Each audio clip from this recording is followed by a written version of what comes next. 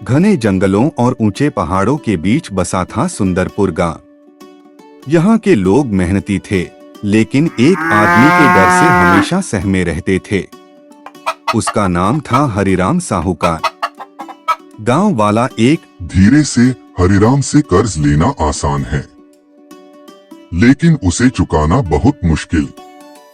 गांव वाला दो वह गरीबों की मजबूरी का फायदा उठाता है। विशाल हवेली।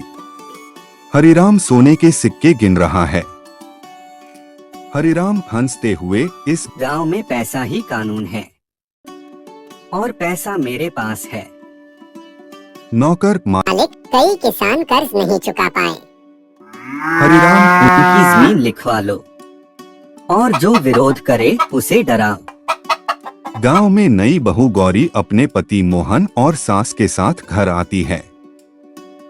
सास, बेटी, इस गांव में सब अच्छे हैं, लेकिन हरिराम से सावधान रहना। गौरी, मान जी, सच और हिम्मत के साथ रहने वाला किसी से नहीं डरता। हरिराम गांव में घूमते हुए मोहन के खेत देखता है। हरिराम मन में मोहन के पिता का पुराना कर्ज। अब समय आ गया है उसे वसूलने का। हरिराम ने पुराने कागज निकालकर मोहन के परिवार पर झूठा दबाव बनाना शुरू कर दिया। शाम का समय।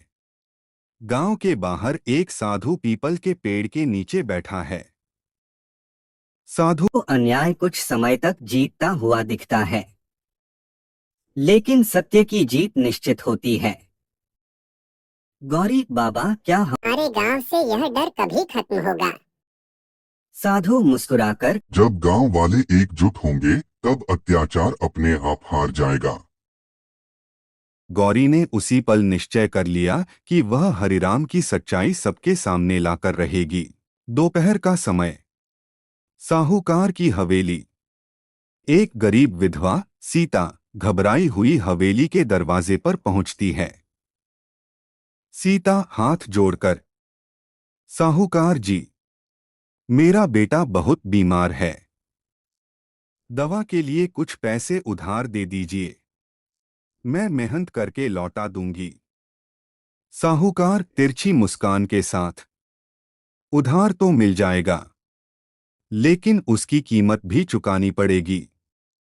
सीता घबराकर, मैं पैसे मेहनत करके चुका दूंगी।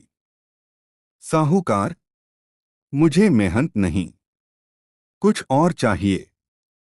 सीता उसकी बात समझ जाती है और एक कदम पीछे हट जाती है। सीता दृढ़ आवाज में, गरीबी मेरी मजबूरी है, मेरी इज्जत नहीं।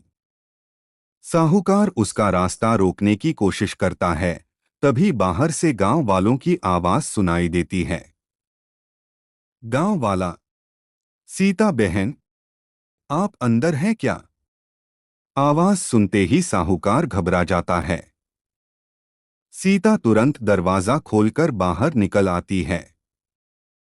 सीता, आंखों में आंसू, आज इस आदमी की सच्चाई पूरे गांव को पता चलनी चाहिए। उस दिन से गांव में साहूकार की असली करतूतों का पर्दाफाश शुरू हो गया। सरपंच गंभीर आवाज में, हरिराम, तुमने गरीबों का हक छीना, झूठे कर्ज बनाए और लोगों की मजबूरी का फायदा उठाने की कोशिश की। अब तुम्हारे पाप सबके सामने आ चुके हैं। सीता हिम्मत से, आज मैं डरकर नहीं, सच बोलने आई हूं। कोई भी गरीब अपनी इज्जत और अधिकार बेचने के लिए मजबूर नहीं होता। गांव वाले एक साथ, सही कहा, अब अन्याय नहीं चलेगा। पुलिस अधिकारी, हरिराम, आपके खिलाफ धोखाधड़ी, जालसाजी और लोगों को धमकाने की शिकायतों की जांच पूरी हो चुकी है। आपको गिरफ्तार किया जाता है। पुलिस हरिराम को हथकड़ी लगाकर ले जाती है। हरिराम पछताते हुए, मुझे अपने घमंड की इतनी बड़ी कीमत चुकानी पड़ेगी। मैंने कभी सोचा भी नहीं था। जिस दौलत पर हरिराम को घमंड था, वह उसके किसी काम नहीं आई। गांव के लोगों ने मिलकर गरीब परिवारों की मदद की और सुंदरपुर में फिर से खुशियां लौट आईं।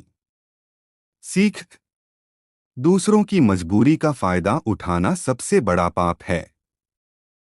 सच्चाई, साहस और एकता के सामने अन्याय कभी टिक नहीं सकता। अगर आपको यह कहानी पसंद आई हो तो वीडियो को लाइक करें, शेयर करें और ऐसी ही शानदार हिंदी कहानियों के लिए हमारे चैनल को सब्सक्राइब करना न भूलें। फिर मिलेंगे एक नई कहानी के साथ।